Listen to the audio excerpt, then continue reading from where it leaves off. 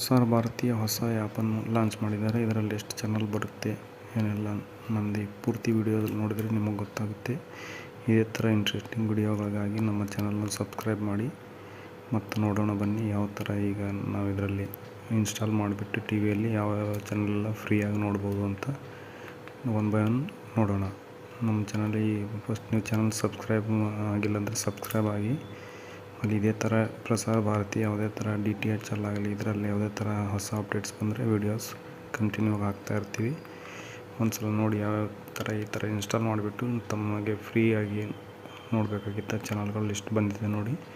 ಒಂದು ಸಲ ನೋಡ್ಕೊಳ್ಳಿ ಫಸ್ಟಿಂದ ಯಾವುದಿದೆ ಅಂತ ಪೂರ್ತಿಯಾಗಿ ನೋಡಿ. ವಿಡಿಯೋ ಎಲ್ಲ ಅರ್ಥ ಆಗುತ್ತೆ ಎಷ್ಟು ಚಾನಲ್ ಬರುತ್ತೆ ಅಂತ ಒನ್ ಬೈ ಒನ್ ಆಗಿ ನೋಡಿ. ಪ್ರೈವೇಟ್ ಚಾನಲ್ ನ್ಯೂಸ್ ಚಾನಲ್ಸ್ ಕೂಡ ಇದೆ. ಇದೇ ಥರ ಇಂಟ್ರೆಸ್ಟಿಂಗ್ ವಿಡಿಯೋಗಾಗಿ ನಮ್ಮ ಚಾನಲ್ನ ಸಬ್ಸ್ಕ್ರೈಬ್ ಮಾಡಿ. Thank you for watching our video. Thank you. ನೋಡಿ ಈ ಥರ B4U ಚಾನಲ್ ಕೂಡ ಇದೆ. 9XM ಜಲ್ವಾ, ಆಜ್ ತಕ್ TV ಈ ಥರ ಎಲ್ಲ OTTಯಲ್ಲಿ ಫ್ರೀಯಾಗಿ ನಾವು ಎಂಜಾಯ್ ಮಾಡ್ಬೋದು. ಯಾವುದೇ ಥರ ಇದಕ್ಕೆ ಅಮೌಂಟ್ ಕಟ್ಟೋ ಅವಶ್ಯಕತೆ ಇಲ್ಲ.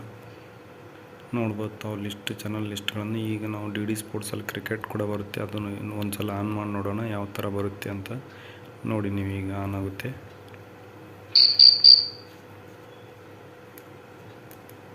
ನೋಡ್ಬೋದು. ನೀವೀಗ ಓಪನ್ ಆಗ್ತಾಯಿದೆ.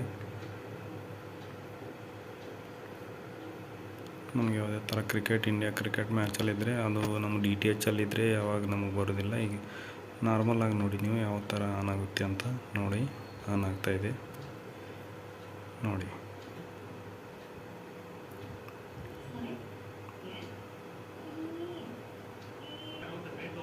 ನೋಡ್ಬೋದು ನೀವು ಎಕ್ದಮ್ ಕ್ಲಿಯರ್ ಇದೆ.